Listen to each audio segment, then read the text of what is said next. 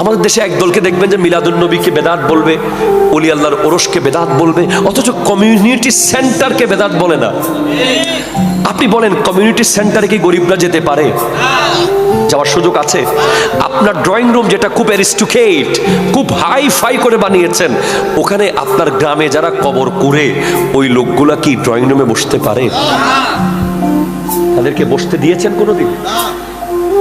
আপনার অনেক গ্রামের প্রতিবেশী আছে যারা শহরে আসে না, আপনার আসলেও ভয়ে আপনাকে ফোন দেয় না। আপনার বাড়ি এত হাই ফাই যে ওরা ছেঁড়া লুঙ্গি পরে ঢুকার সাহস করে না। আর ফোন করলেও আপনি একদিন দুই দিন অজুহাত দিয়েছেন, বাসায় থাকলেও নাই বলেছেন, কাজ না থাকলেও আসে বলেছেন, অমুক ব্যস্ত বলেছেন, তাদেরকে আসতে দেন নাই, তারা আসে না। আপনার ড্রয়িং রুমে বৈষম্য, ব্যক্তি অনুযায়ী নাস্তা আসে,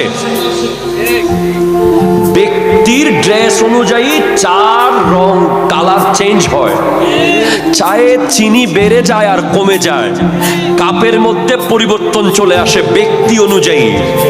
আপনার মেজবানের টেবিলে বৈষম্য, ব্যক্তি অনুযায়ী গোশতের বাটি বেড়ে যায়, ব্যক্তি অনুযায়ী নলি চলে আসে, ব্যক্তি অনুযায়ী আবার এক স্পেশাল চিকেন চলে আসে, মাটন চলে আসে, বিফ চলে আসে।